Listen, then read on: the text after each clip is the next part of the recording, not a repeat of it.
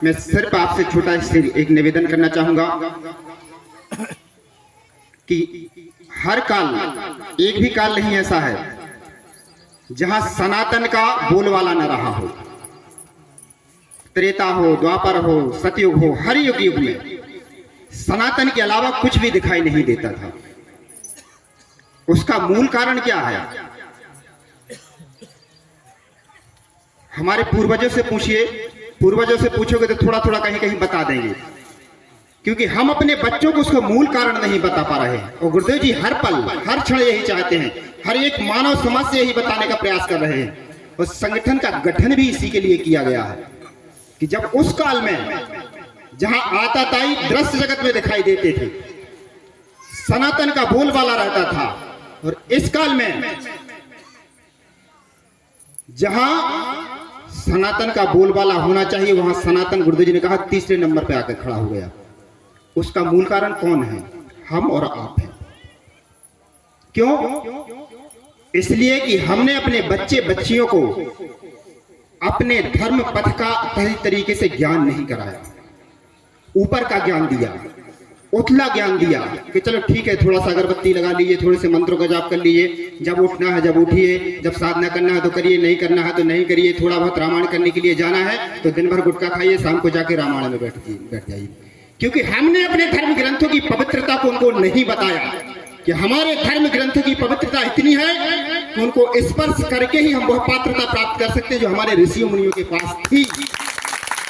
इससे हम अपने बच्चे बच्चियों को दूर ले जाकर खड़ा कर दिए।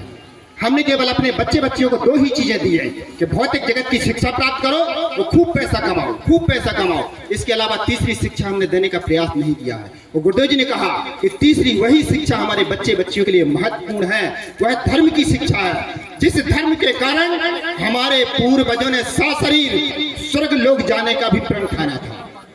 लेकिन आज उठा कर देख लीजिए, हमारे बच्चे बच्चियां छोटी सी समस्या में आते हैं और हम भटकना प्रारंभ कर देते हैं।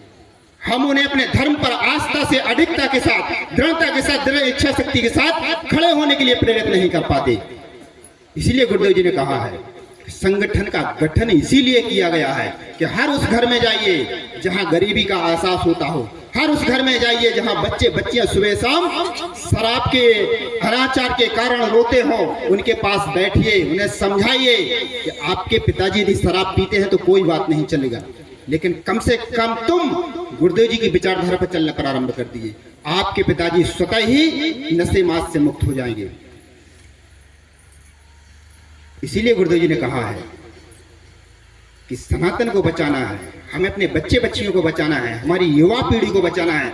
जिसे हमारे जनप्रतिनिधि, हमारे राजनेता कहते हैं कि युवा भारत, युवा भारत। युवा भारत को खोखला करके रख दिया है।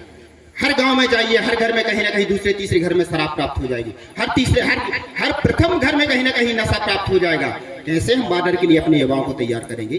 कैसे हम अपने सनातन की रक्षा के लिए अपने बच्चे बच्चियों को तैयार करेंगे? कैसे हम अपने बच्चे बच्चियों को त्रिकालदर्शी बना पाएंगे? कैसे हम अपने बच्चे बच्चियों को आत्मशक्ति से परिपूर्ण बना पाएंगे? कैसे हम अपनी युवा शक्ति पर नाच कर पाएंगे?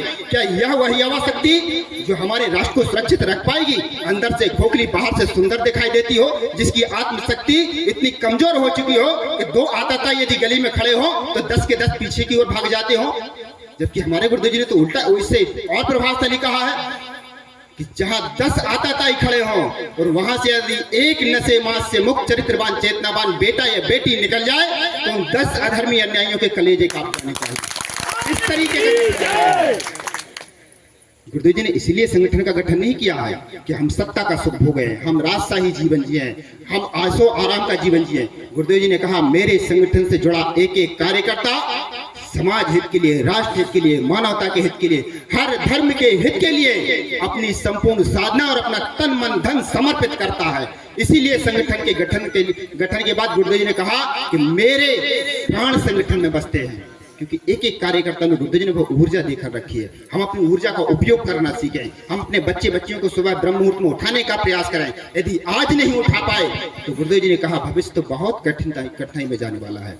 जब सनातन संकट में हो, हमारी मानवता संकट में हो, तो बच्चे बच्चियों के लिए गुरुदेव जी ने कहा है कि यदि ब्रह्म मुहूर्त में नहीं उठते हैं तो उनके ऊपर जितनी शक्ति बरत पाओ, यदि जरूरत पड़े तो भरे बटे का पानी भी उनके बिस्तर पर उलट दीजिए, लेकिन ब्रह्म मुहूर्त में उठाने के लिए बाध्य करिए, क्योंकि यही हमारी शक्ति है। हमारे ऋषियों मुनियों ने कभी अपने बच्चे बच्चियों को सूर्य उदय होते नहीं देखा। हमारे ऋषियों मुनियों के बच्चे बच्चियों ने सूर्य को स्वयं जगाने का प्रयास किया है। और हमारे बच्चे बच्चियां यदि आज भौतिक शिक्षा के लिए 12-12 बजे रात तक पढ़ते हैं तो सुबह 10-10 बजे तक सोते रहते हैं, क्या यही हमारी संस्कृति है? गुरुदेव जी ने कहा इस शिक्षा की आज वर्तमान में आवश्यकता नहीं है, उस शिक्षा की आवश्यकता है जब हमारे बच्चे बच्चियां यदि कम पढ़ने के बाद भी आत्मशक्ति से संपन्न हो जाएंगे तो किसी भी रोजगार को प्राप्त कर लेंगे, कहीं भी जाकर अपने परिवार को पाल लेंगे। अतः आप सभी से निवेदन है कि गुरुदेव जी की बताई विचारधारा पर चलने का प्रयास करें।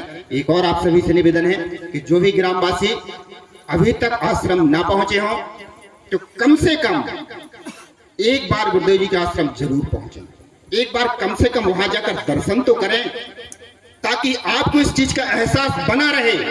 और आकर दर्शन करने के बाद आकर अपनी डायरियों में लिखकर जरूर रख देना कि मैं वहां गया था और मैंने ये चीज देखी और ऐसा एहसास किया, ताकि आने वाली आपकी पीढ़ियां आपके विवेक का, आपके ज्ञान का आकलन कर सके कि हमारे पूर्वजों ने उस सिद्धाश्रम धाम में जाकर जो लिखा था वो सत्य था या असत्य था।